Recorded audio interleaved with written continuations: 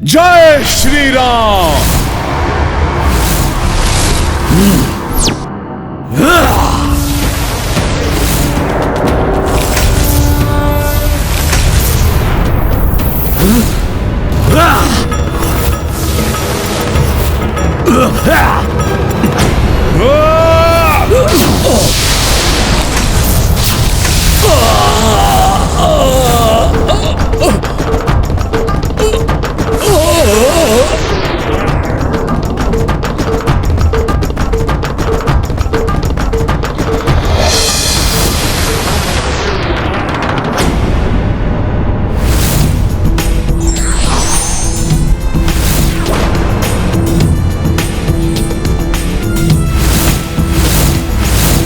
प्रभु श्री राम की जय। हे श्री राम भक्त हनुमान, मुझे और मेरी गंधर्व सेना को इस अधर्म के अंधकार से मुक्ति दिलाकर आपने हमारा उद्धार किया है। आपको शत शत नमन। संकट मोचन महाबली हनुमान की जय। संकट मोचन महाबली हनुमान की जय। हे संकट मोचन महाबली हनुमान, आपकी सदैव ही जय हो। जय हो प्रभु श्री राम की। उन्हीं की महिमा के प्रताप से ये सब हुआ है। मेरा तो सर्वस्व वही है। मेरे लिए तो आदि भी प्रभु श्री राम है और अंत भी प्रभु श्री राम ही है।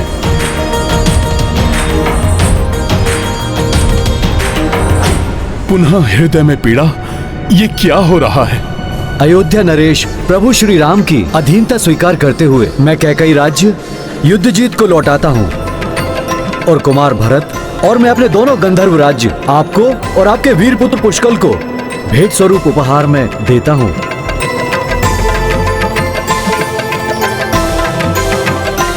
अब हमें प्रस्थान की अनुमति दे महाराज।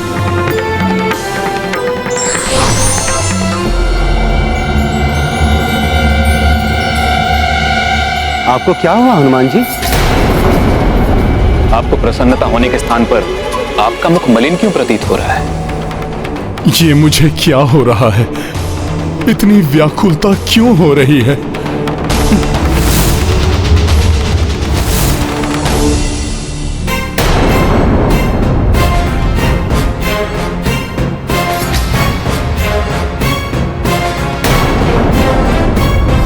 रघुकुल की वचन निभाने की रीत तो जग प्रसिद्ध है।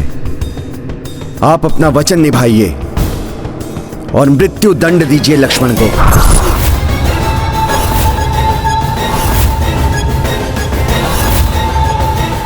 प्रभु, मुझे श्री ब्रह्मा जी का जो संदेश आपको देना था वो मैं दे चुका हूं। अब मुझे प्रस्थान की आज्ञा दीजिए।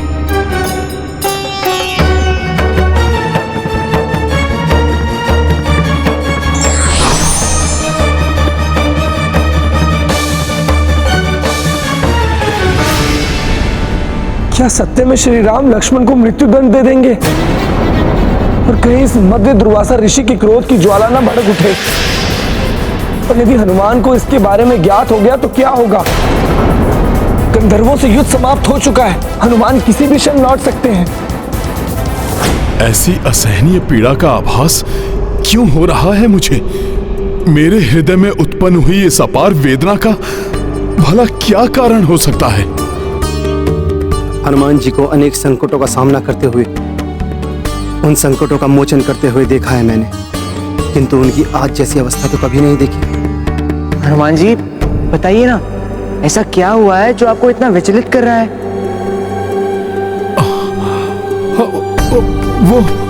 वो अवश्य किसी बड़ी दुविधा में है। कौन है दुविधा में हनुमान जी? प्रभु, मेरे प्रभु किसी बहुत बड़ी दुविधा में है।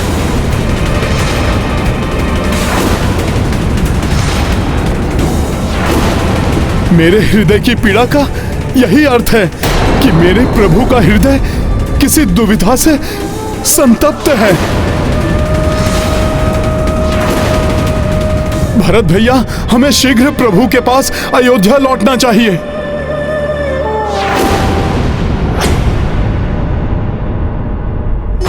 तो ये सब पूर्व ही नियोजित था। मेरे द्वारा लक्ष्मण को दंड देने का संयोग देवताओं द्वारा ही उत्पन्न किया गया था, क्योंकि उन्हें भी यह भली भांति ज्ञात है कि लक्ष्मण के इस परम त्याग के पश्चात मैं भी संसार में नहीं रह सकूंगा।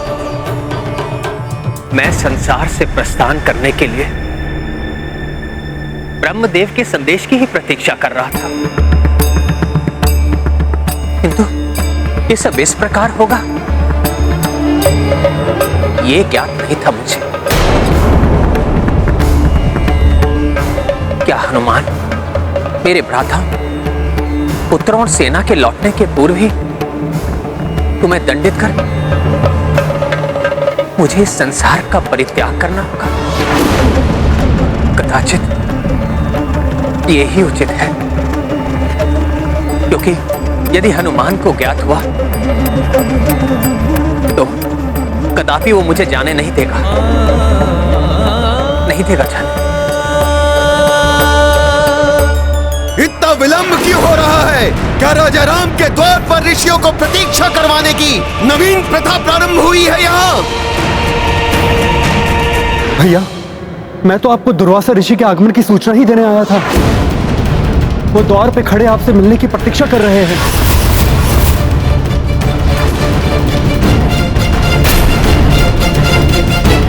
राम ऋषिवर, आपका स्वागत करने के लिए मुझे बाहर आने में विलंब हुआ, उसके लिए क्षमा कीजिए ऋषिवर। आपके इस विलंब का दंड भी दे सकता हूं मैं आपको। प्रतीत होता है आप भूल गए, मैं वही ऋषि हूं जिसने देवराज इंद्र को शापित कर स्वर्ग को श्रीहीन कर दिया था।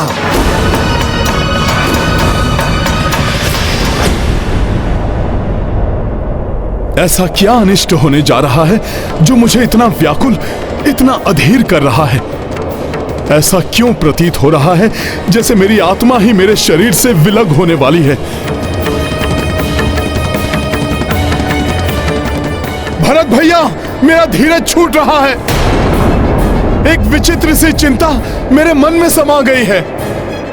मुझे शीघ्र अतिशीघ्र अयोध्या पहुंचना चाहिए। आप रुकिए मत हनुमान, आप तीव्र गति से अयोध्या पहुंचे।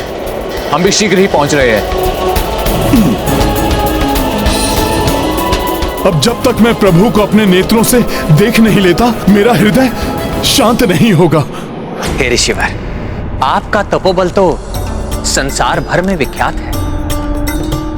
ऐसा कौन है जो आपके पराक्रम से अवगत नहीं?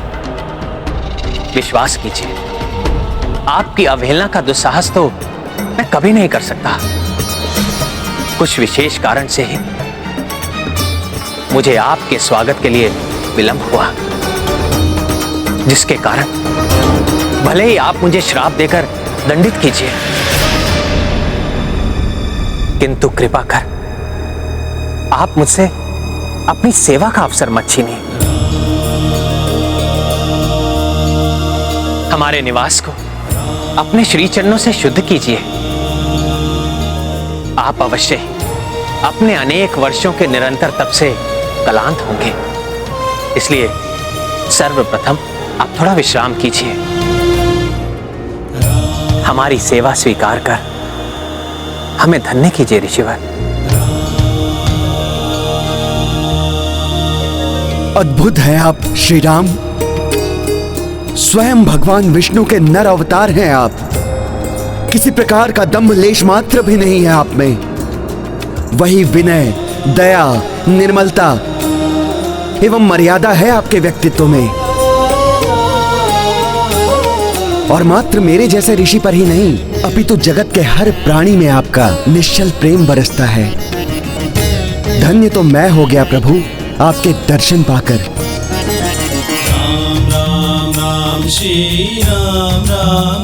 हे ऋषिवर, मैं जो भी हूं इसका कारण आप जैसे महातपस्वियों की कृपा दृष्टि और अपने पूर्वजों के आशीष से ही हूं। आइए ऋषिवर।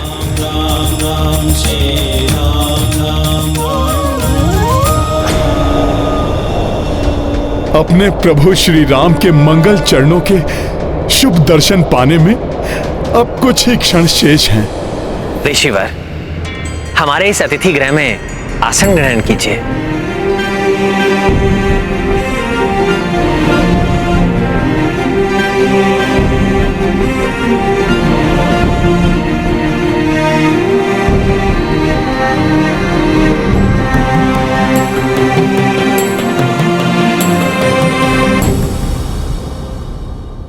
हे कौशल्या पुत्र श्री राम, मैंने आज अनेक वर्षों के तप और व्रत को सफलतापूर्वक संपन्न किया है, इसलिए अब मैं भोजन प्राप्त करना चाहता हूँ।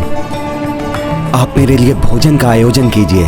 तप के पश्चात मुझे बहुत तीव्र भूख लगी है, उसी को शांत करने यहाँ आया हूँ। ये तो हमारा सौभाग्य होगा ऋषिवर।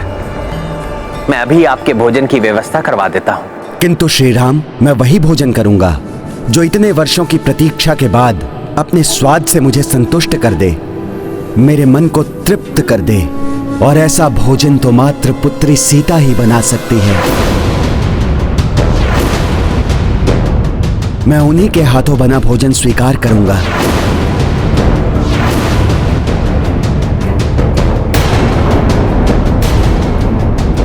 क्या हुआ दशरथ नंदन राम? मेरे इस अनुरोध से आप और लक्ष्मण अवाक क्यों रह गए? मैंने कुछ अनुचित मांग लिया है क्या? ये आपने क्या मांग लिया मुझसे ऋषिवर, और वो भी ऐसे समय में जब यमराज को दिए वचन के अनुसार मुझे लक्ष्मण को ही प्राण दंड देकर इस कल्प से प्रयाण करना है, हनुमान आदि के यहाँ पहुंचने के पूर्व। ऐसे में मैं आपकी इस मांग को कैसे पूर्ण करूं? आप सभी शांत क्यों हैं? कोई कुछ उत्तर क्यों नहीं देता? सभी के मुख पर चिंता के भाव क्यों हैं? मेरी इस इच्छा की पूर्ति में ऐसी कौन सी बाधा है? ऋषिवर, सत्य तो यह है कि अब माता सीता यहां नहीं है। क्या? किंतु क्यों नहीं है पुत्री सीता यहां? मेरे तप के समय ऐसा यहां क्या घटित हो गया कि अयोध्या का राजभवन पुत्री जानकी से रिक्त हो गया? बताइए मुझे सुमित्रा नंदन। ऋषिवर, जो भी घटित हुआ वो अत्यंत दुर्भाग्यपूर्ण था।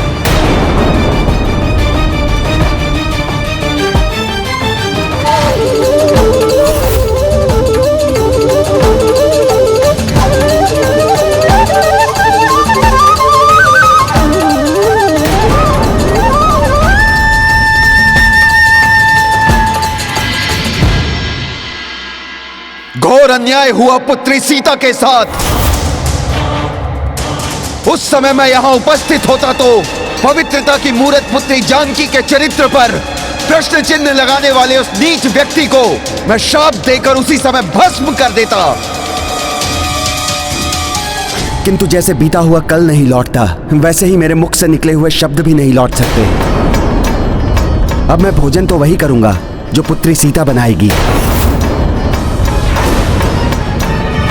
अब ये आपको प्रमाणित करना है श्री राम। किंतु ऋषिवर, यह तो असंभव है। जब माता सीता इस धरती पर ही नहीं है तो उनके द्वारा बनाया गया भोजन कैसे प्रस्तुत हो सकता है? अर्थात मेरे मन की व्याकुलता का यही कारण है, यही दुविधा है जिसने मेरे प्रभु को व्यथित कर रखा है। ऋषिवर की आज्ञा को पूर्ण करना प्रभु का कर्तव्य है, किंतु माता सीता की अनुपस्थिति में उसको पूर्ण कैसे किया जाए, यही चिंता सता रही है प्रभु को। क्यों श्री राम, मैं कुछ अधिक तो नहीं कह रहा हूं ना? तपस्वी के शब्द क्या ब्रह्म वाक्य के समान नहीं होते, जिन्हें कदापि नहीं टाला जा सकता? इसलिए अब तो ये आपका ही दायित्व है कि आप पुत्री सीता को यहां बुलाएं और उनके हाथों से बने हुए भोजन से मुझे संतुष्ट करें। ऋषिवर, रघुकुल रीति का उल्लंघन न आज तक कभी हुआ है और ना ही होगा। प्रभु ने आपको सेवा का वचन दिया है, वो अवश्य पूर्ण होगा। हनुमान, मुझे तो हनुमान के आगमन के पूर्व ही अपनी इस नश्वर देह का त्याग करना था, किंतु अब न केवल हनुमान लौट आए हैं, मुझे ऋषिवर के इस विचित्र आदेश की भी पूर्ति करनी है।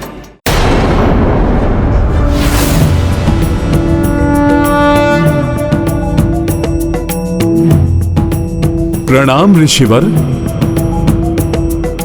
प्रणाम प्रभु। ऋषिवर, आपको माता सीता के हाथों का बना भोजन अवश्य प्राप्त होगा। ये क्या कह रहे हैं हनुमान? ये कैसे संभव है? यदि हम वचन देकर उसे पूर्ण ना कर सके तो ऋषिवर दुर्वासा के प्रचंड क्रोध से कौन परिचित नहीं, ज्ञात नहीं। वो क्या श्राप दे दें? हनुमान उनके इस आदेश को स्वीकार कर कोई बड़ी भूल तो नहीं कर रहा। हनुमान जी, मुझे ज्ञात है आप सदैव प्रभु श्री राम के कार्य को पूर्ण करने के लिए तत्पर रहते हैं, किंतु ऋषिवर को ऐसा वचन मत दीजिए जिसे पूर्ण करना आपके लिए भी असंभव हो। आप निश्चिंत रहें लक्ष्मण भैया। ये तो सर्वविदित है कि माता सीता अयोनिज हैं, अर्थात जिनका जन्म ही नहीं हुआ, भला उनकी मृत्यु कैसे हो सकती है? इसीलिए माता अभी भी सृष्टि में ही व्याप्त हैं और सदैव व्याप्त रहेंगी। और मुझे विश्वास है वो अपने इस पुत्र की सहायता अवश्य करेंगी। माता मेरे पुकारने पर अवश्य आएंगी। तुमने वचन दिया है हनुमान, अब उसका निर्वहन तुम्हारा कर्तव्य है, जिसके लिए मैं तुम्हें एक पहर का समय देता हूं। भोजन के लिए मैं उतनी ही प्रतीक्षा कर सकता हूं। और स्मरण रहे, पुत्री सीता के हाथों के भोजन का स्वाद मुझे भली भांति स्मरण है। ऋषिवर, आप निश्चिंत रहें, मैं आपको कदापि निराश नहीं करूंगा।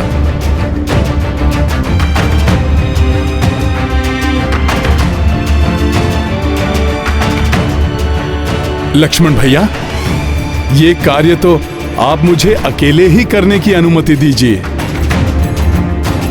आप यहीं सभी के साथ रुकिए।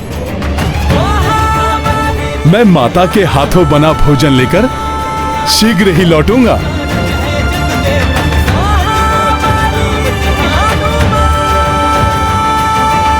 हनुमान ने ऋषिवर द्वारा उत्पन्न की इस परीक्षा का भार तो अपने ऊपर ले लिया, किंतु मुझे तो उससे भी कठिन परीक्षा देनी है। अपने हाथों अपने प्रिय भ्राता लक्ष्मण को मृत्यु दंड देकर उसके साथ इस मृत्यु लोक से प्रस्थान करना है। क्या उसमें हनुमान मेरा साथ दे सकेगा?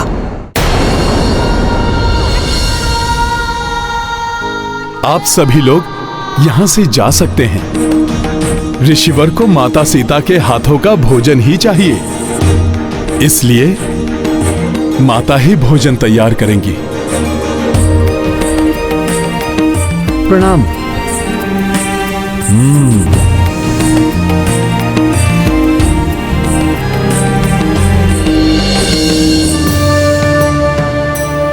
माता, आज आपको संपूर्ण अयोध्या की प्रभु के वचन की, आपके इस पुत्र के विश्वास की लाज रखनी है। माता, मेरी सहायता कीजिए।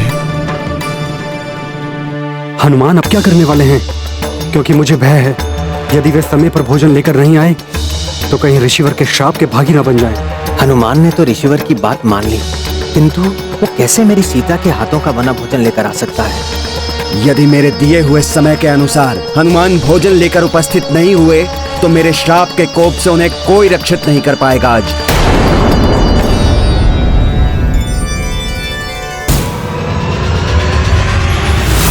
नारायण नारायण। हनुमान माता सीता को ऐसे पुकार रहे हैं मानो जैसे नन्हा शिशु इतने विश्वास से अपनी माता को पुकार रहा हो, जैसे कि वो सदा उसके साथ रहती है। किंतु जो माता अपना सब कुछ त्याग कर चली गई है, वो क्या अपने पुत्र की पुकार सुनकर उसकी सहायता के लिए वापस लौट आएंगी?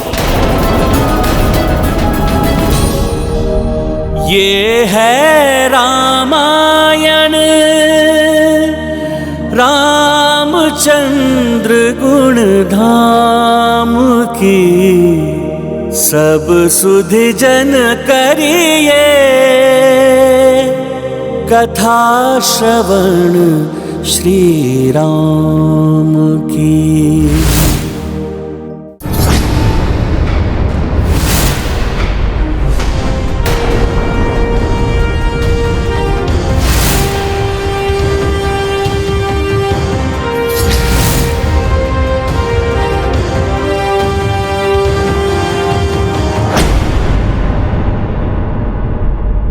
जब तक हनुमान जी माता सीता के हाथों बना भोजन प्रस्तुत नहीं करेंगे, प्रभु श्री राम जी और लक्ष्मण जी संसार नहीं त्याग सकेंगे। मुझे चिंता हो रही है, कहीं प्रभु के निर्वाण में विलंब ना हो जाए। सब हनुमान जी पर ही निर्भर है।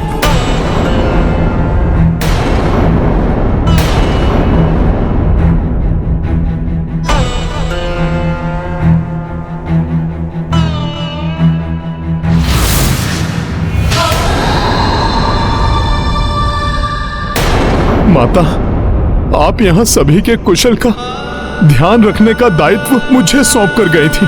माता, मैं बस उसी को पूर्ण करने का प्रयास कर रहा हूँ। माता, अभी यदि विलंब हुआ तो ऋषि दुर्वासा की क्रोधाग्नि जागृत हो सकती है, जिसमें सभी भस्म हो सकते हैं। माता, इसलिए माता आपको कृपा करनी ही होगी, अन्यथा मैं आपके और प्रभु श्री राम के कार्य को पूर्ण करने में असफल हो जाऊंगा। माता, आपको दर्शन देना ही होगा, देना ही होगा माता, देना ही होगा माता।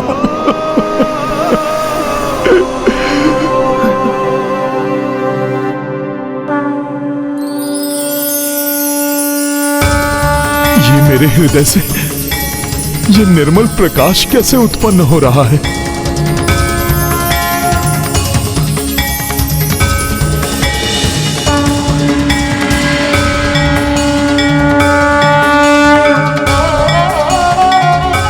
माता,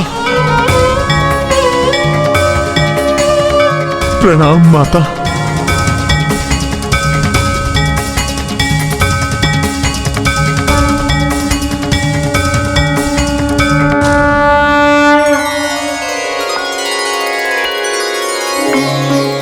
माता, आप आ गईं।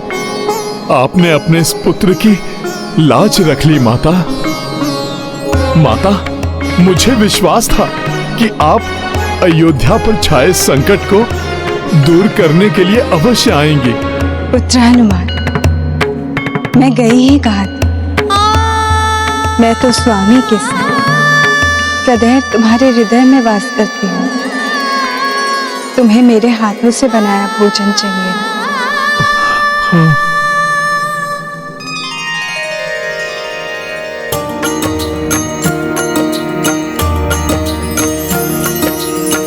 सीता प्रगति कपि के बुलाए, अपने हाथों रसोई बनाए। देख पवन सुत हर्षित पुलकित, नयन स्नेह भय नीर पूरित। राम सिया राम जय हनुमान। राम सिया राम जय हनुमान। ये गाथा महाबली हनुमत की, रुचिकर लीला राम भगत की। जय जय जय रघुनंदन राम, जय जय जय महाबली हनुमान। जय जय जय रघुनंदन राम, जय जय जय महाबली हनुमान। पुत्र, ऋषिवर को भोजन करवाने के पश्चात प्रभु श्री राम, पुत्र लवकुश और संपूर्ण परिवार को भी भोजन अवश्य करवाना। तुम भी भोजन अवश्य करना पुत्र। अपने इस पुत्र द्वारा ऋषिवर को दिए हुए वचन को सत्य करने के लिए माता, आपको अनेकों धन्यवाद। प्रणाम माता।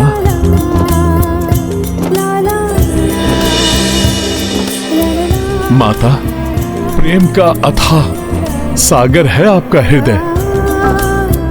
आप किसी को भी नहीं भूलें। एक पहर पूर्ण होने को है। कहां है हनुमान? और कहां है वो भोजन जिसे लाने का उसने वचन दिया था? अब आपको और प्रतीक्षा नहीं करनी होगी ऋषिवर। मैं अभी माता सीता के हाथों बनाया भोजन प्रस्तुत कर रहा हूं। हनुमान के मुख से कभी असत्य वचन नहीं निकलते, किंतु ये कैसे संभव है? सीता कैसे भोजन तैयार कर सकती है जब वो यहां है ही नहीं?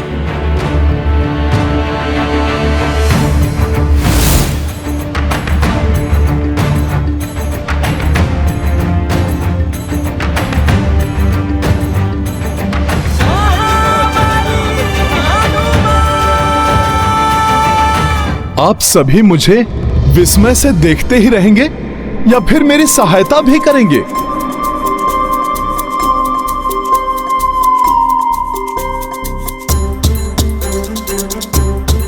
आइए ऋषिवर, भोजन के लिए आसन ग्रहण कीजिए।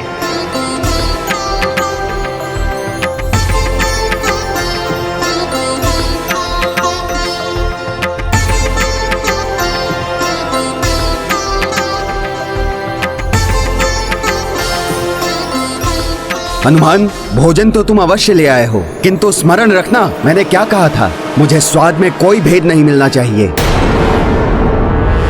ऋषिवर, सच्ची निष्ठा तो असंभव को भी संभव बना देती है। मैंने अपने प्रभु श्री राम के समक्ष आपको वचन दिया है ऋषिवर। मैं तो बस वही वचन पूर्ण कर रहा हूं।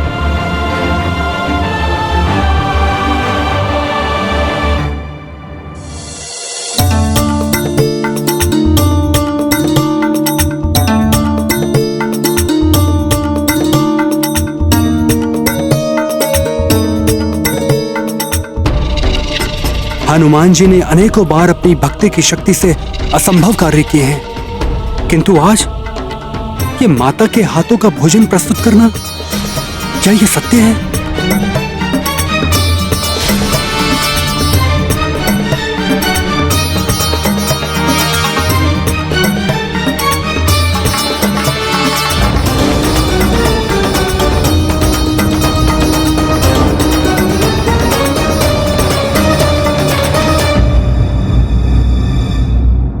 इतना स्वादिष्ट भोजन! मैं तो एक ही कौर में तृप्त हो गया हनुमान।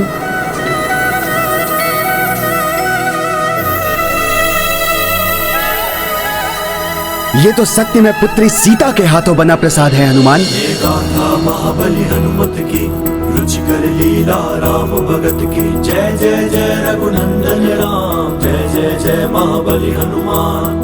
भोजन सिय हाथों से बनाई, दुर्वासा संतृप्त हो खाई। तत्पश्चात बसे रघुराई, संग में लव कुश अरु सब भाई। संसार त्यागने के पूर्व मुझे तुम्हारे हाथों बने भोजन को प्राप्त करने का सौभाग्य मिल गया सीते। अब मेरी कोई इच्छा अपूर्ण नहीं रही। प्रतिनयनों मह समाई नीरा, अंत मह भोजन किए महावीरा। आए राम तब भाव अधीना, कपि मुख मह मोदक धर दीना। महाबली हनुमत की, रुचिकर लीला राम भगत की। जय जय जय रघुनंदन राम, जय जय जय महाबली हनुमान। जय जय जय रघुनंदन राम, जय जय जय महाबली हनुमान। हनुमान, एक तुम ही तो हो जिसने मेरी सीता को रुष्ट होने का कभी कोई कारण नहीं दिया। इसलिए वो तो मात्र तुम्हारे बुलावे पर ही आ सकती थी, और वो आई भी। इसलिए मैं एक बार पुनः तुम्हारा धन्यवाद करता हूं।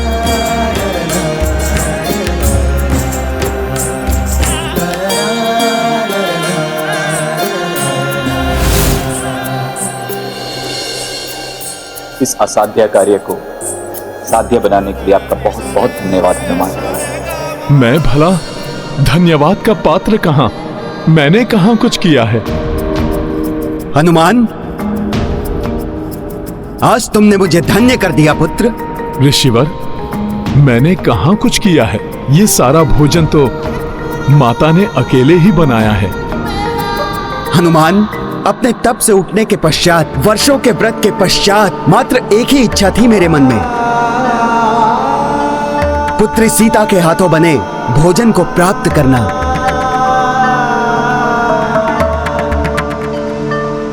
उनके त्याग का ज्ञान था मुझे, किंतु फिर भी मैं अपने इस इच्छा का दमन नहीं कर सका। आज तुमने उनका आवाहन कर मेरी ये इच्छा भी पूर्ण कर दी। मैं तुम्हें आशीष देता हूं हनुमान। तुम्हारी भक्ति की शक्ति की ख्याति तो युग युगांतर तक रहेगी। निराशा के अनंत सागर में डूबे तुम्हारे भक्त तुम्हारा स्मरण करते ही आशावान हो उठेंगे। जय हनुमान ज्ञान गुण यही इस तृप्त ऋषि का आशीष है हनुमान। उजागर राम दूत अतुलित बल धामा, अंजनी पुत्र पवन सुत नामा, महावीर संकट मोचन हनुमान, आप महान हैं। आपका प्रभु प्रेम महान है, जिसकी शक्ति से आपने माता की ममता को जागृत कर वो संभव कर दिया जो हम सब की कल्पना से परे था। हनुमान, मैं तुम्हें आशीष देता हूं। जैसे तुमने संपूर्ण जीवन मेरा प्रत्येक कठिन से कठिन कार्य पूर्ण किया है, उसी प्रकार तुम्हारे नाम के स्मरण से ही असंभव प्रतीत होने वाला प्रत्येक कार्य संभव हो जाएगा। राम लखन सीता मन बसिया, सूक्ष्म रूप धरि सियहि दिखावा, विकट रूप धरि लंक जरावा, भीम रूप धरि असुर संहारे, रामचंद्र के काज सवारे, लाए संजीवन लखन जियाए, श्री रघुबीर हरषि उर लाए, रघुपति कीन्ही बहुत बड़ाई, तुम मम प्रिय भरत। प्रभु, मैं जो कुछ भी करने में सफल हुआ वो तो आपकी और माता की कृपा से ही हुआ है। प्रभु, आपकी ही कृपा है जिससे सब संभव हो जाता है। जैसी विनम्रता प्रभु की है, वैसी ही भक्त की भी। आप दोनों धन्य हैं। कार्य स्वयं करते हैं, किंतु उसका श्रेय सदैव दूसरों को देते हैं। अब हर्षित मन से मैं आप सब से विदा लेता हूं। हर्षित तो हम सभी हैं ऋषिवर। आप जैसे महान तपस्वी ऋषि की सेवा करके हम सब कृतार्थ हुए। आप सभी का कल्याण हो।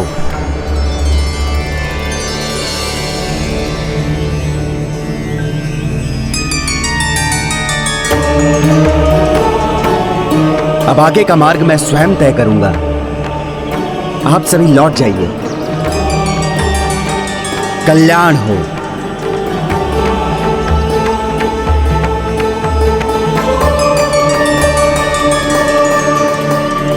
मेरा इस संसार को त्यागने का समय तो अभी है, किंतु यदि हनुमान यहां रहा तो वो ऐसा नहीं होने देगा।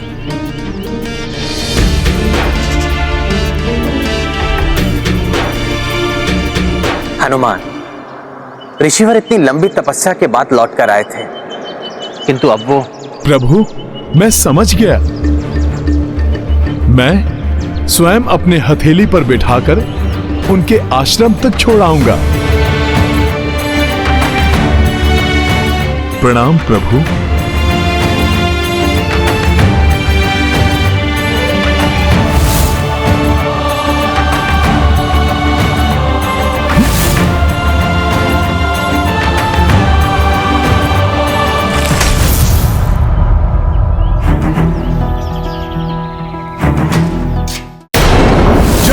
श्री राम।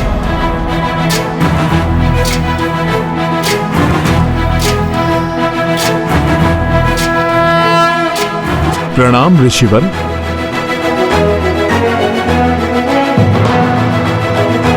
आइए ऋषिवर, कृपा कर आप मेरी हथेली पर आरूढ़ हो जाइए, जिससे मैं आपको आश्रम तक पहुंचा दूं। उचित है हनुमान।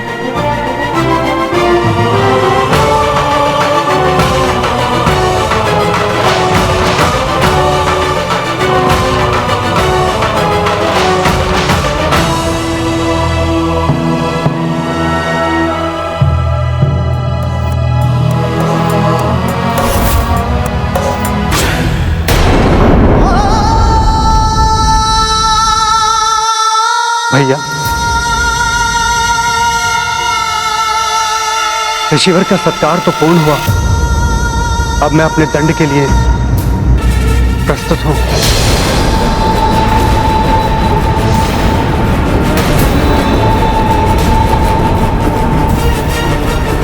ये तो मेरा सौभाग्य है कि मैं माता की कृपा से प्रभु की दुविधा दूर कर सका। अपने वचन से बंधा हुआ हूं मैं लक्ष्मण, इसलिए मुझे तुम्हें मृत्यु दंड देना ही होगा।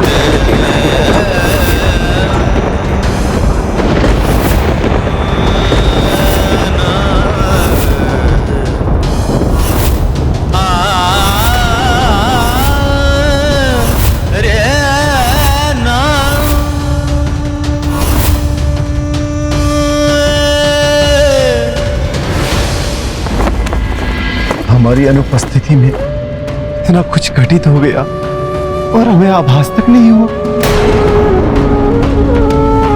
किंतु आश्चर्य, हनुमान जी को तो गंधर्वों के साथ युद्ध करते समय ही ज्ञात हो गया कि भैया किसी बड़ी दुविधा में है।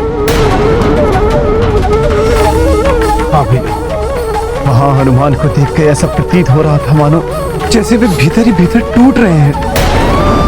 मेरे परम भक्त हैं हनुमान। उन्होंने तो अपने तन मन धन से अपने आप को ही मुझे समर्पित कर दिया है। मुझे अपने हृदय में बसा रखा है। कदाचित इसीलिए मेरे हृदय की पीड़ा का भान सर्वप्रथम उन्हें ही हुआ। फिर तो यदि उन्हें यह ज्ञात हो गया कि यहाँ क्या घटित हुआ है, तो वो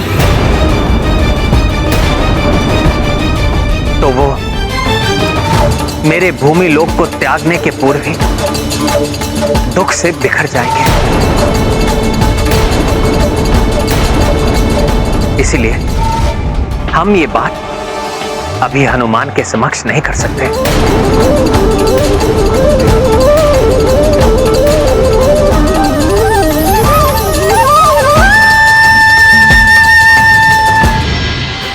हनुमान ज्ञान गुण सागर, जय कपीस तिहु लोक उजागर। राम दूत अतुलित बल धामा, अंजनी पुत्र पवन सुत नामा। महावीर विक्रम बजरंगी, कुमति निवार सुमति के संगी। कंचन वरन विराज सुवेसा, कानन कुंडल कुंचित केसा। हाथ वज्र और ध्वजा विराजे, कांधे। लीजिए ऋषिवर, हम आश्रम पहुंच गए।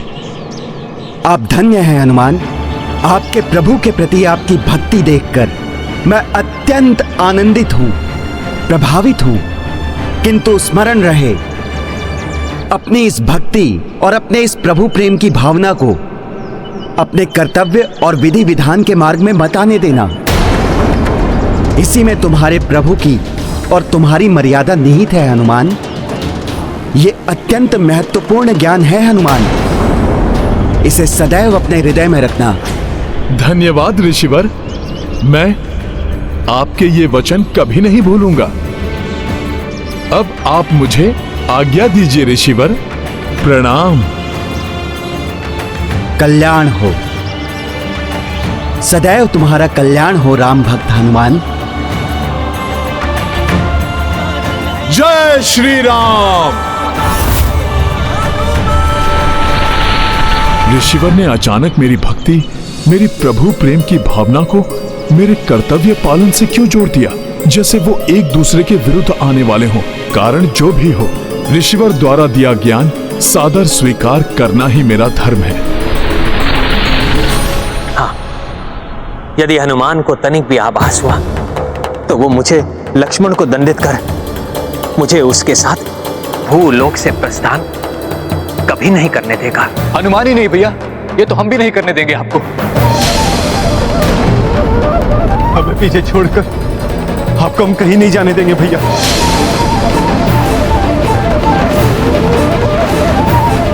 मेरे भ्राता, यदि मैं तुम्हें छोड़कर नहीं गया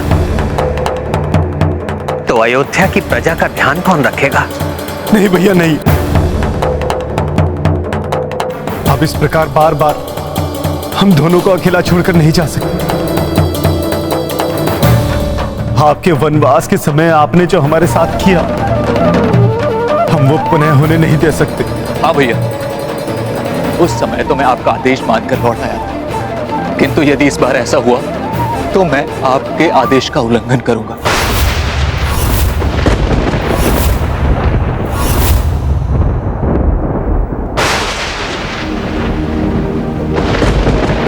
ये है रामायण, रामचंद्र गुण धाम की, सब सुधि जन करिए कथा श्रवण श्री राम की।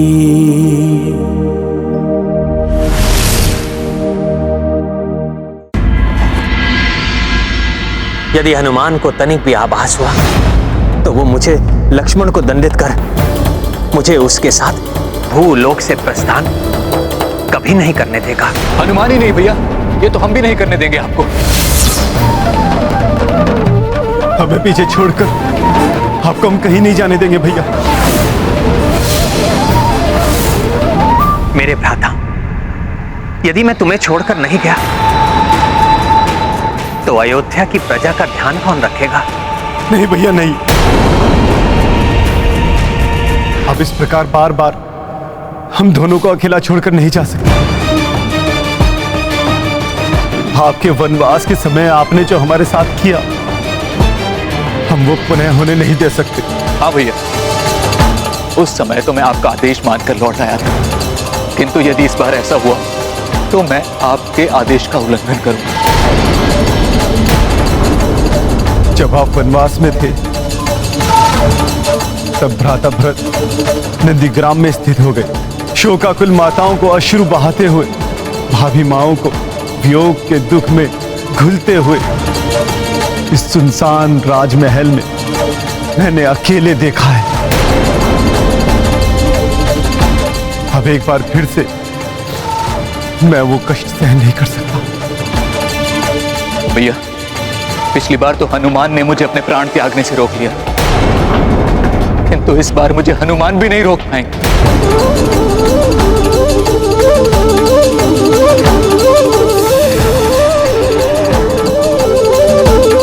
भैया, इस बार हनुमान जी भरत भैया को तो क्या, मुझे भी नहीं रोक पाएंगे।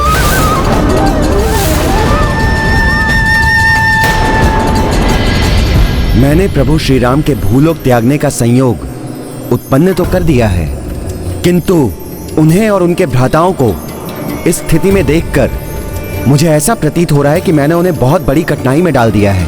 मनुष्य हो या ईश्वर, धर्म का पालन तो किसी के लिए भी सरल नहीं। धर्म के मार्ग में अनेक कठिनाइयां आती हैं, पग पग पर त्याग करना पड़ता है, किंतु जो धर्म के लिए अपना सर्वस्व निछावर करते हैं वही इस संसार के लिए श्रेष्ठतम उदाहरण प्रस्तुत करता है और पूजनीय बनता है।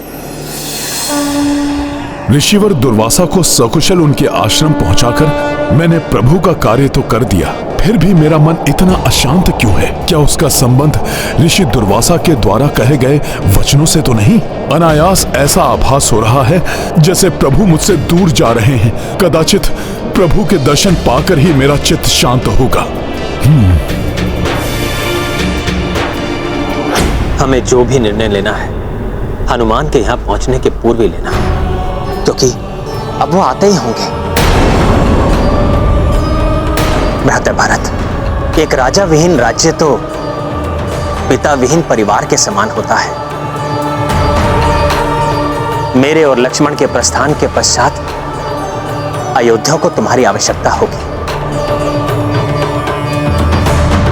मैं तुम्हें राजा नियुक्त कर शत्रुघ्न को राजकाज में तुम्हारी सहायता के लिए छोड़कर जाने का इच्छुक हूं।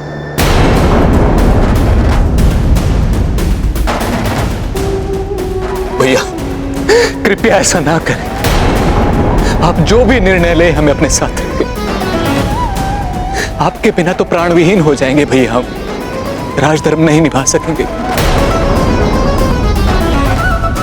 अब आप ही बताइए भैया, प्राण विहीन होकर जब हम एक दूसरे का ध्यान रखने में अक्षम रहेंगे तो राज्य का कार्यभार कैसे संभाल पाएंगे?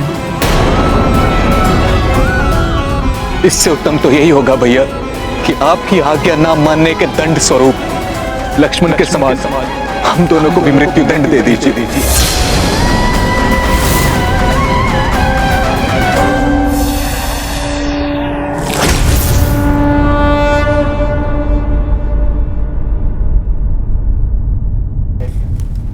भैया, आपकी असीम वेदना का भान है मुझे, किंतु मुझे यह भी ज्ञात है कि आपके बिना भ्राता भरत और शत्रुघ्न भी नहीं रह सकेंगे। मैं तो स्वयं आपके बिना नहीं रह सकता भैया। और सत्य तो यह है कि हम में से कोई भी नहीं जो अपने आप को इस राज सिंहासन के योग्य समझे। इस पर आपके सिवा यदि कोई स्थित हो सकता है तो वो आप ही के स्वरूप है भैया।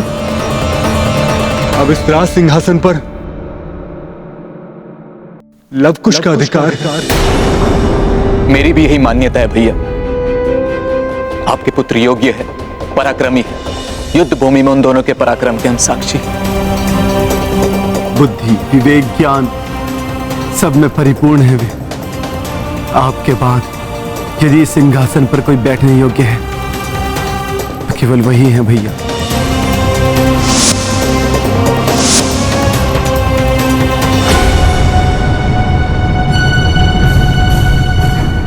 नारायण नारायण।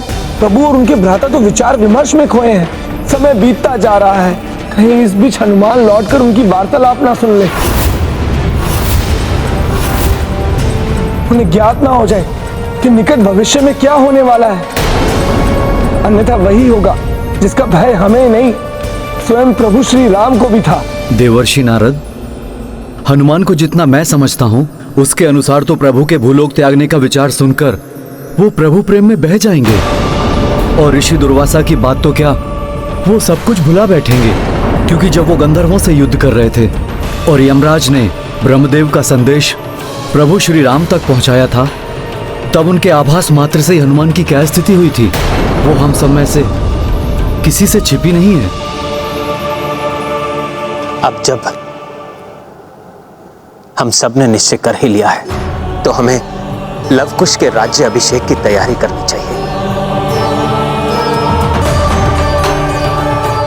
लवकुश को ही अयोध्या का आधा आधा राज्य सौंपकर हम चारों भ्राता एक साथ सरयू के पावन जल में जल समाधि लेंगे।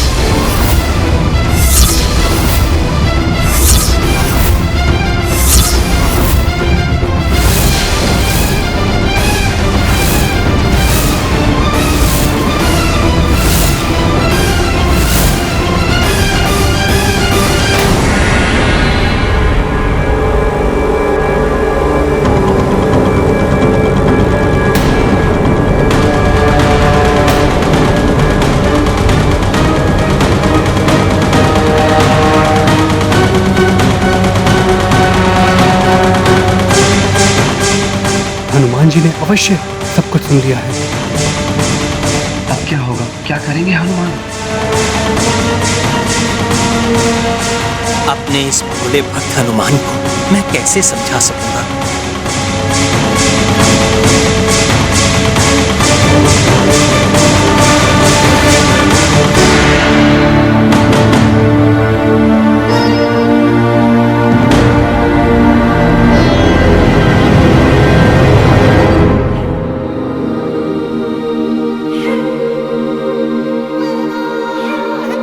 प्रभु, मैं ऋषि दुर्वासा जी को उनके आश्रम छोड़कर आ गया।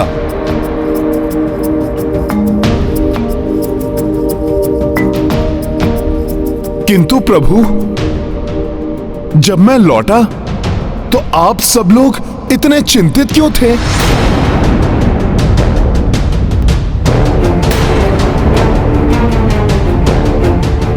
प्रभु, ऐसी कौन सी चिंता है जिसके निवारण के लिए आप सभी यहां इतनी गंभीरता से विचार विमर्श कर रहे थे?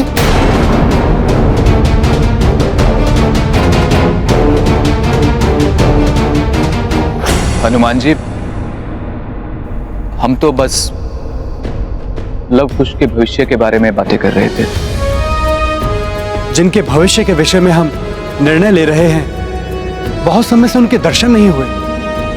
हनुमान जी, क्या आप उन्हें यहां ढूंढ के ला सकते हैं? हाँ लक्ष्मण भैया, उन दोनों के साथ तो मुझे भी बहुत आनंद आता है। लक्ष्मण भैया, मैं अभी गया और उन दोनों को लेकर अभी आया।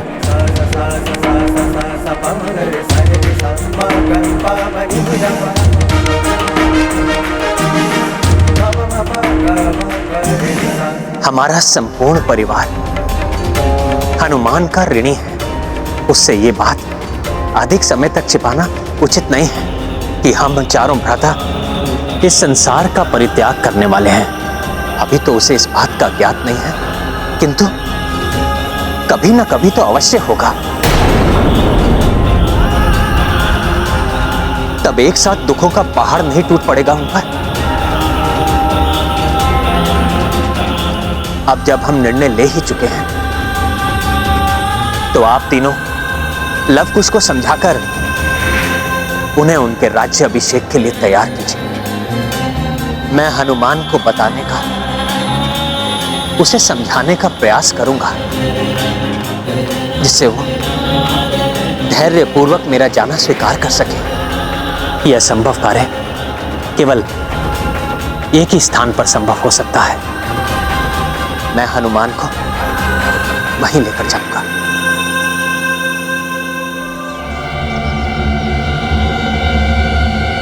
कहां हैं ये दोनों? कहीं लक्ष्मण भैया ने मुझे वहां से हटाने के लिए तो लव कुश को ढूंढने के लिए नहीं भेज दिया? चारों भ्राता लव कुश के भविष्य के लिए इतने चिंतित क्यों थे? प्रभु ने तो यही कहा था कि वो उन दोनों के विषय में ही बात कर रहे थे। कहीं प्रभु मुझसे कुछ छिपा तो नहीं रहे?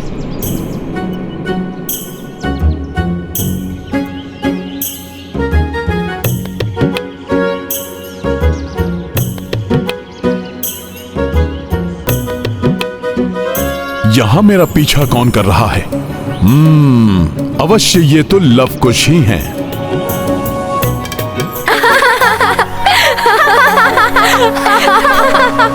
हनुमान जी, हमें आपके साथ बहुत आनंद आता है। आप हमारा साथ कभी मत छोड़िएगा। मैं वचन देता हूं, कभी भी तुम दोनों को छोड़कर कहीं नहीं जाऊंगा। किंतु अभी तुम दोनों को प्रभु श्री राम ने बुलाया है। शीघ्र चलो मेरे साथ। पिताश्री ने बुलाया है? किंतु क्यों? कोई विशेष कारण है क्या हनुमान जी? मुझे तो मात्र इतना ही ज्ञात है कि तुम दोनों के भविष्य के बारे में प्रभु कुछ बताना चाहते हैं। चलो चलो राजभवन चलो। जी हनुमान जी। पिताश्री।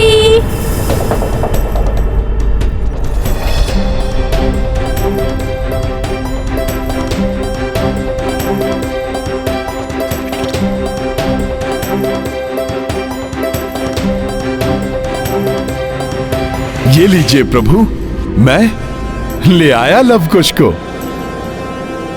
आप सभी हमारा प्रणाम स्वीकार कीजिए।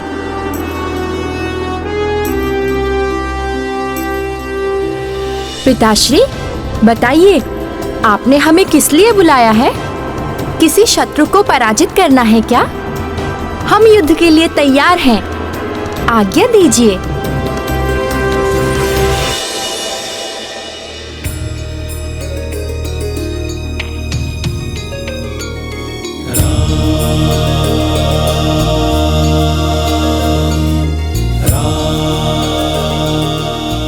आज्ञा नहीं पुत्र,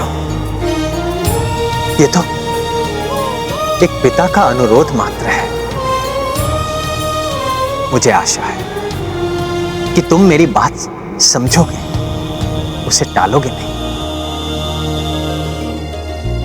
पिताश्री, आपका अनुरोध भी हमारे लिए आज्ञा समान ही तो है, और आपके आदेश का पालन करना तो पुत्र धर्म ही नहीं, राजधर्म भी है।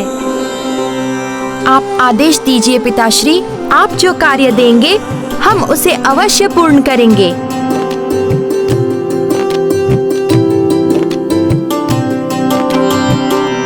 ये तुम्हें तुम्हारे काकाश्री बताएंगे पुत्र।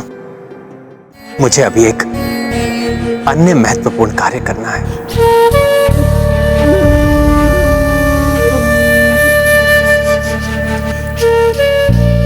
हनुमान, मुझे अभी अभी आभास हुआ है कि मुझे गोदावरी एवं फेना नदी के संगम पर स्थित वृषकपि तीर्थ के दर्शन करने के लिए जाना चाहिए। क्या आप मुझे वहां ले जा सकते हैं? प्रभु, आपके आदेश का पालन करना तो मेरा सौभाग्य होगा। तब हमें अभी प्रस्थान करना चाहिए। जो आज्ञा प्रभु। पुत्र, तुम्हारे काकाश्री तुम्हें जो भी कहें, तुम्हारा उसे गंभीरता पूर्वक सुनना अत्यंत महत्वपूर्ण है।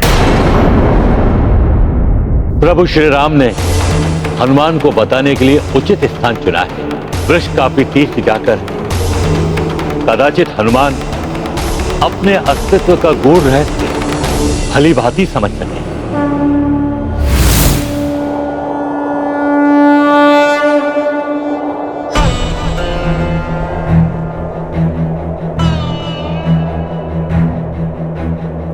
हनुमान के हृदय को भेदने वाला जो समाचार मैं उन्हें देने जा रहा हूं, उसके लिए मुझे अभी से तैयार करना चाहिए, अन्यथा एकाएक सुनकर कदाचित वो सहन न कर सके। किंतु मैं बताना प्रारंभ भी करूं तो कैसे? हनुमान, तुम तो मेरे वो भोले भक्त हो जिसने मेरे प्राण बनकर पग पग पर मेरा साथ दिया। अपने प्राण छोड़ने के साथ तुम्हारा साथ छोड़ने का भी समय आ गया है। ये कैसे बताऊं तुम्हें?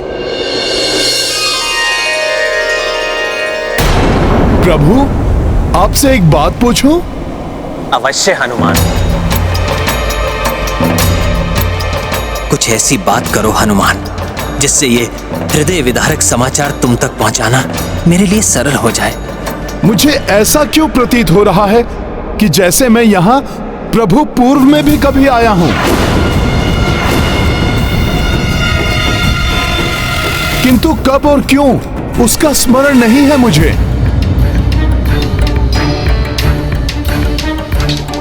इन दोनों महान नदियों गोदावरी और फेना के इस अद्भुत संगम को देखकर मुझे ऐसा आभास हो रहा है जैसे उस घटना का आज की हमारी इस यात्रा से बहुत गहरा संबंध हो। प्रभु,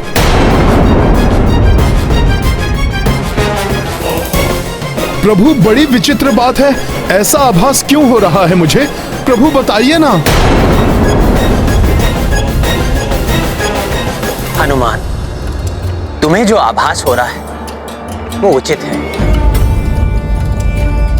दोनों घटनाएं वास्तव में एक दूसरे से संबंधित हैं। हनुमान, ये वृषकपि तीर्थ है। मैं इसकी संपूर्ण कथा तुम्हें नीचे उतरने पर सुनाऊंगा। संभव है तब तुम्हें समझ में आ जाए।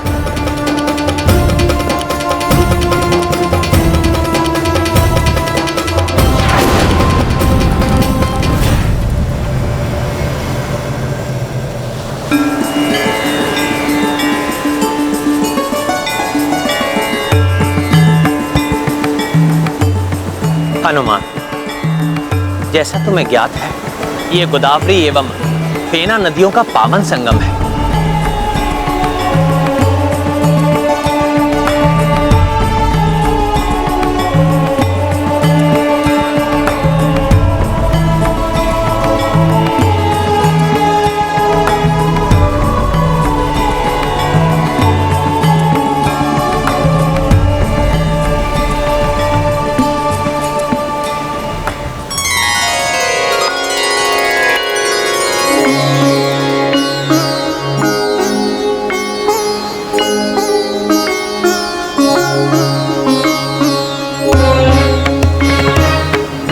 तीर्थ पर आने से श्रद्धालु को भगवान शिव और भगवान विष्णु दोनों का आशीष प्राप्त होता है।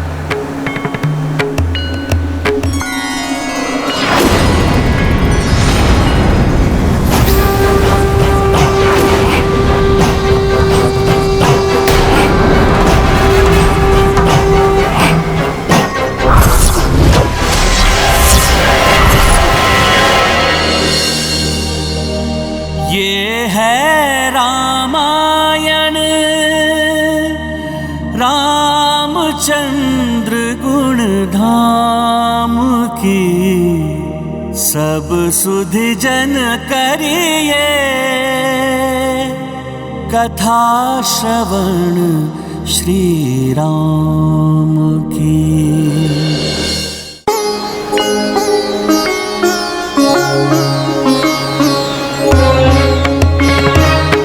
इस तीर्थ पर आने से श्रद्धालु को भगवान शिव और भगवान विष्णु दोनों का आशीष प्राप्त होता है।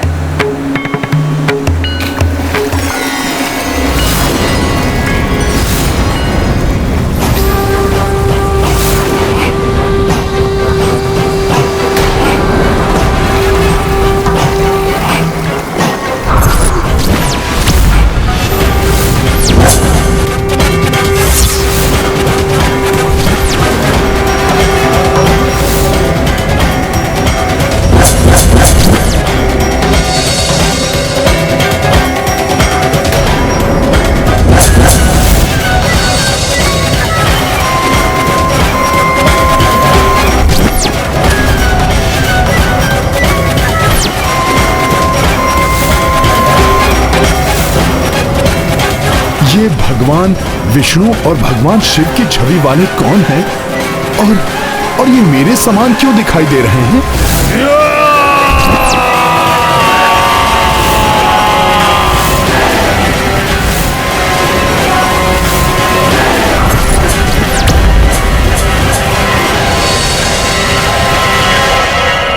प्रभु, विचित्र सा आभास क्यों हो रहा है मुझे?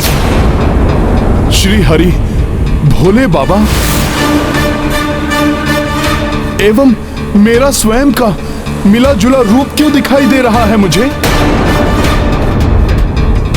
मुझे किसी माया ने भ्रमित कर दिया है या फिर मेरे मन की कल्पना है ये? हनुमान, ना ही ये कोई माया है और ना ही तुम्हारे मन की कल्पना। मैं तुम्हें इनके अद्भुत रूप की संपूर्ण कथा सुनाऊंगा, जिससे तुम्हें स्वयं ही बोध हो जाएगा कि तुम्हें ऐसा आभास क्यों हो रहा है। मेरे भोले भक्त हनुमान को समझाने के लिए उसे बताना ही पड़ेगा कि कालांतर में उनके वृषकपि अवतार में आने का उद्देश्य समाप्त होने के पश्चात भूलोक से उनका भी निर्माण हुआ था। यह अनेक युगों पूर्व की बात है हनुमान। दैत्यों के पूर्वज महाबली हिरण्य का पुत्र महाशनि घोर तपस्या से प्राप्त वरदानों के कारण अनेक शक्तियों का स्वामी हो गया था, किंतु तपस्वी होकर भी दैत्य प्रवृत्ति के कारण उसने अपने आतंक से तीनों लोगों को आतंकित कर रखा था।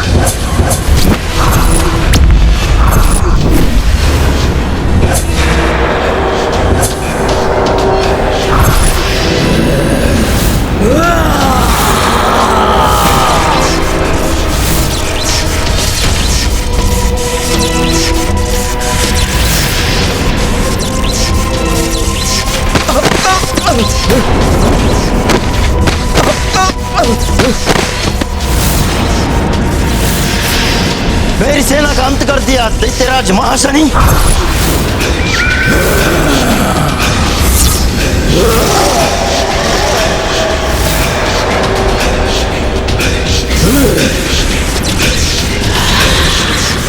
अब तुम नहीं बचोगे। सभी विरोधी राजाओं का वध करके महाशनि ने पाताल लोक और भूलोक पर अपना आधिपत्य जमा लिया था। अब उसका अगला लक्ष्य था इंद्रलोक।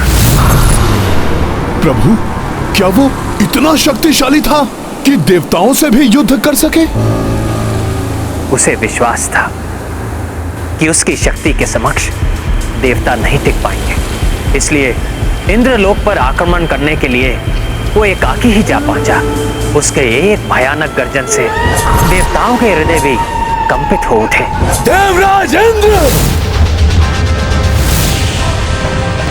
यदि अपनी भलाई चाहते हो तो महाशनि को स्वर्गलोक सौंपकर चले जाओ, क्योंकि महाशनि से युद्ध करने का सामर्थ्य नहीं है तुम देवताओं में।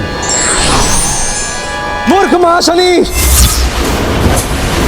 पाताल और भूलोक पर विजय प्राप्त करके तुम स्वयं को महाबली समझने लगे। जो देवलोक को विजित करने का दुस्साहस कर बैठे। स्वर्ग नहीं, काल कोठरी मिलेगी तुम्हें तुम्हारी इस उद्दंडता के लिए। काल कोठरी महाशनि को नहीं, तुम्हें मिलेगी इंद्र, वो भी स्वर्गलोक की नहीं, पाताल लोक की।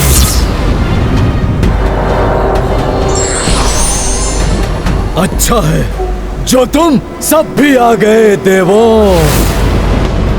अब तुम भी देखो कि महाशनि कैसे तुम्हारे इस इंद्रदेव को बंदी बनाता है। तुम्हारे इस दुस्साहस का दंड मैं तुम्हें दूंगा महाशनि। मेरे प्रचंड अग्न्यास्त्र से क्षण भर में भस्म हो जाओगे तुम।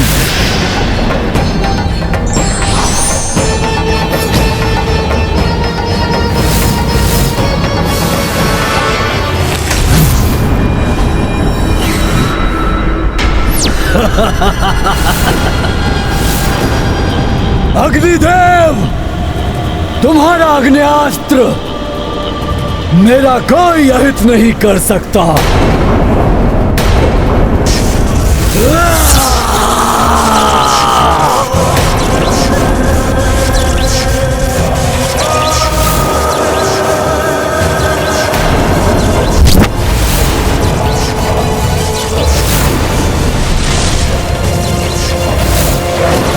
मूर्ख देवताओं, व्यर्थ ही इस इंद्रदेव को बचाने का प्रयास कर रहे हो। इन्हें तो मैं बंदी बनाऊंगा ही, किंतु अब तुम सबको भी मैं बंदी बनाऊंगा।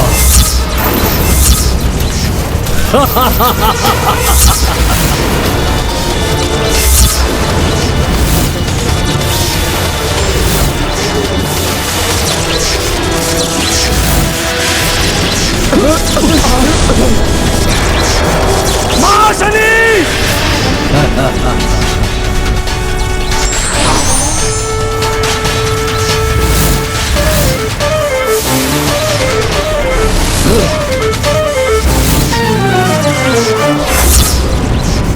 तुम्हारा वज्र भी विफल हो गया इंद्रदेव।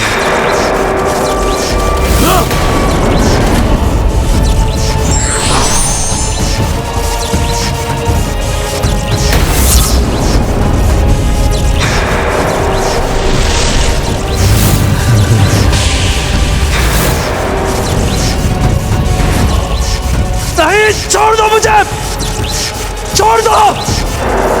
देवताओं के अस्त्रों को विफल करके महाशनि इंद्रदेव को बंदी बनाकर पाताल लोक ले गया और उन्हें काल कोठरी में ढकेल दिया। देखा इंद्रदेव, किसने किसे बंदी बनाया? महाशनि ने तुम्हें इस काल कोठरी में बंदी बना दिया है। अर्थात स्वर्ग लोक पर भी महाशनि ने अपना आधिपत्य बना लिया था। हाँ हनुमान, वरदानी शक्तियों के कारण उसने सहजता से देवताओं को विवश करके इंद्रदेव को बंदी बना लिया था। तो क्या देवताओं ने उसके पश्चात इंद्रदेव को मुक्त कराने का कोई भी प्रयास नहीं किया? क्या करते देवता, विवश हो गए थे। अधीनता स्वीकार करनी पड़ी उन्हें उस दैत्य की। यही नहीं, वरुण देव को संधि बनाए रखने के लिए उसने महाशनि से अपनी पुत्री का विवाह करना पड़ा। वरुण देव के बारंबार आग्रह करने पर अंततः महाशनि इंद्रदेव को मुक्त करने के लिए तत्पर हुआ। जाओ इंद्रदेव, तुम्हें मुक्त किया महाशनि ने, तुम स्वतंत्र हो।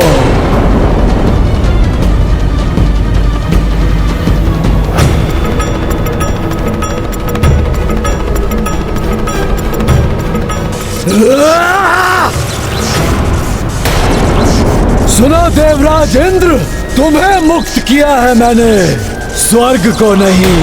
स्वर्ग, सारे देवता और तुम भी सब मेरे अधीन हैं। और हाँ, कोई भी छल या कपट करने से पूर्व स्मरण रखना कि ये मेरी प्रचंड जटाएं केवल केश नहीं है, ये यमपाश है जो तुम्हारी ग्रीवा के लिए मृत्यु फांस है, तो अन्य देवताओं के लिए तीक्ष्ण खड़ग।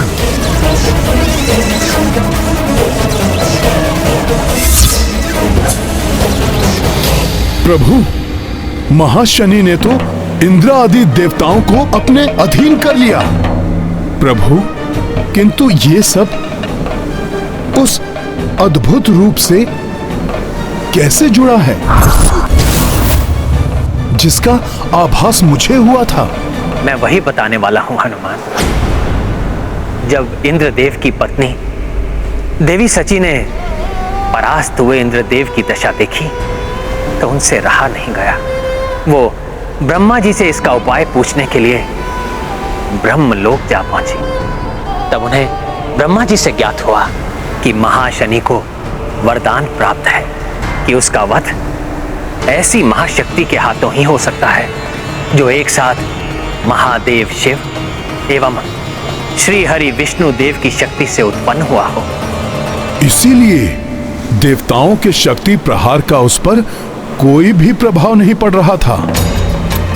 तो क्या प्रभु, ये वही रूप है जिसका मुझे यहाँ पर आने से बार बार आभास हो रहा है?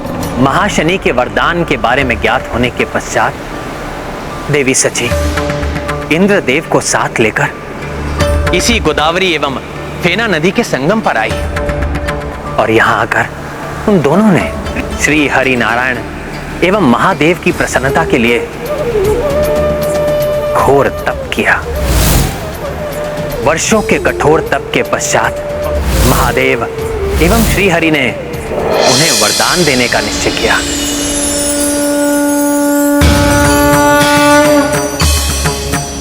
प्रणाम महादेव। प्रणाम श्री हरि। प्रणाम श्री हरि।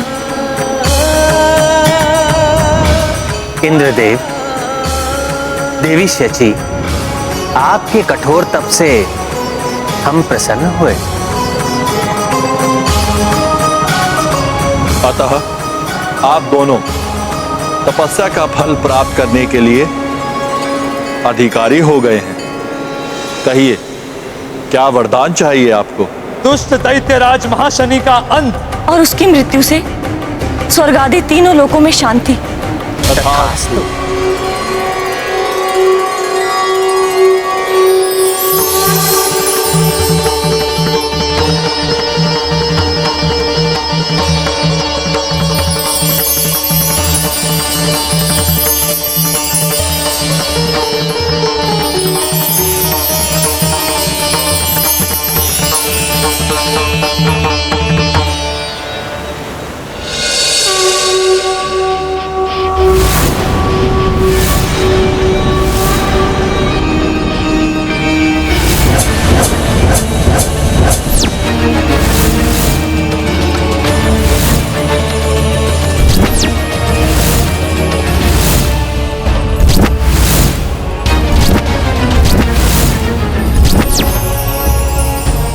आश्चर्यचकित ना हो देवी शची, ये मुझ विष्णुदेव एवं महादेव के सम्मिलित तेज से उत्पन्न हुई महाशक्ति है।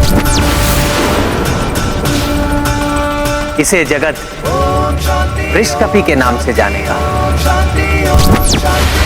तीनों लोकों में अपने आतंक से हाहाकार मचाने वाले महाशनि दैत्य का वध करेगा वृषकपि।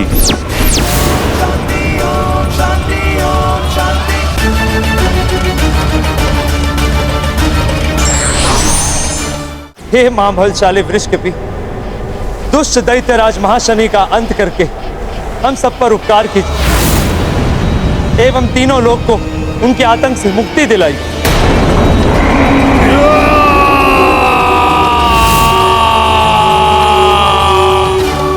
इसका अर्थ है जिस दिव्य रूप का मुझे बार बार आभास हो रहा था वो श्री हरि एवं भोले बाबा की सम्मिलित शक्ति से उत्पन्न महाबली वृषकपि का ही रूप है जो इसी संगम पर अवतरित हुए थे। हाँ हनुमान, इसीलिए इस स्थान का नाम वृषकपि तीर्थ पड़ा। किंतु प्रभु, फिर वृषकपि ने दैत्य महाशनि का अंत कैसे किया? हनुमान, जिस प्रकार तुम एक ही छलांग में समुद्र पार करके लंका पहुंच गए थे, उसी प्रकार वृषकपि भी एक ही छलांग में यहां से पाताल लोक जा पहुंचे।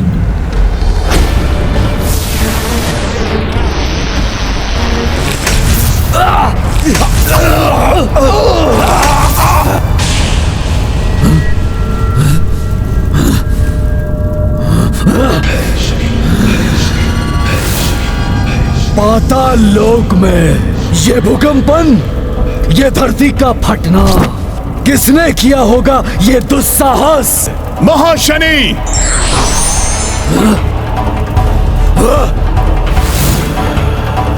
प्रतीत होता है किसी बड़े योद्धा को उस इंद्र ने भेजा है। अच्छा है, बहुत दिनों से किसी महान योद्धा से युद्ध का आनंद नहीं लिया, अब आएगा आनंद।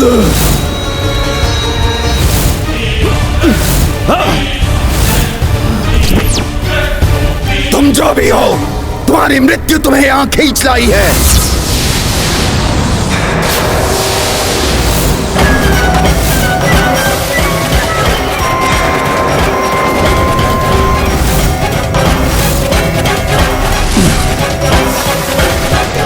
मृत्यु होगी तुम दैत्यों की।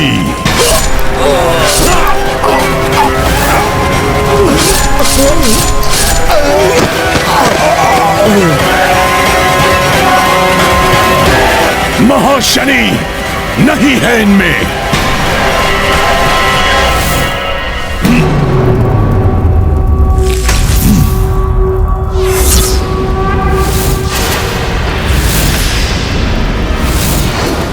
मेरी सेना का विनाश किया तुमने, किंतु अब मैं करूंगा तुम्हारा नाश।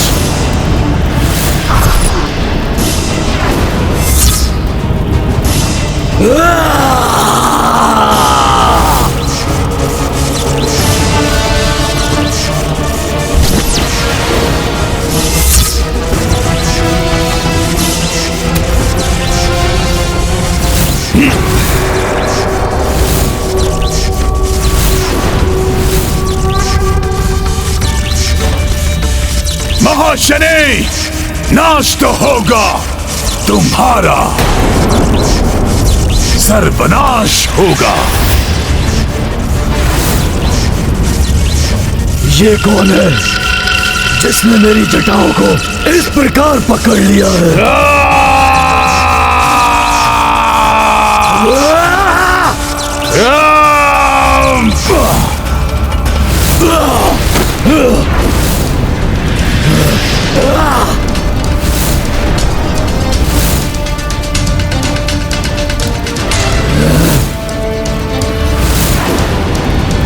नहीं, नहीं, ऐसा नहीं हो सकता।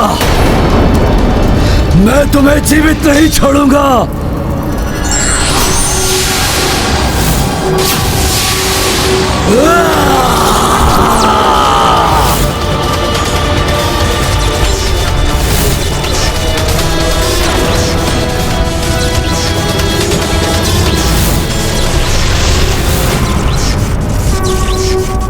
मेरा प्रहार विफल कैसे हो गया? नहीं, तुम्हारा अंत होगा, अवश्य होगा।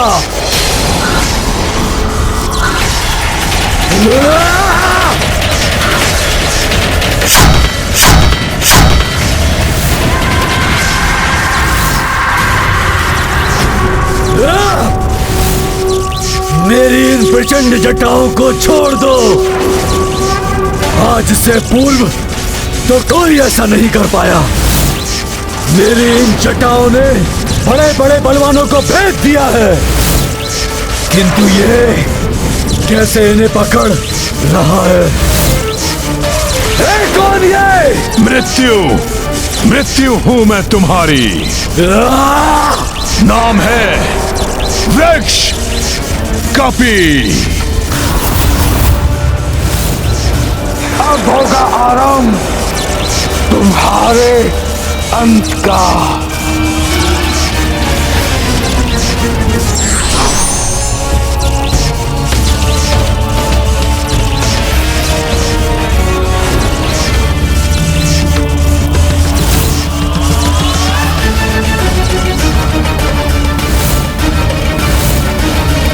नहीं,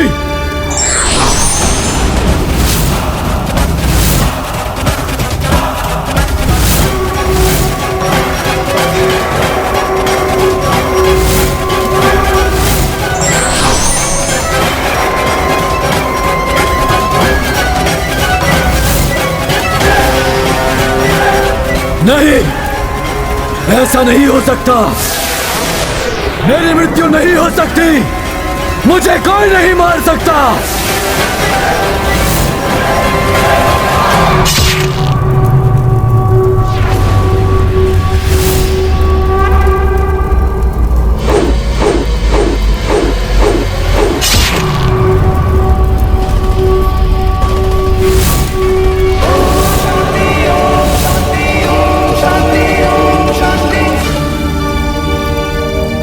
ये है रामायण,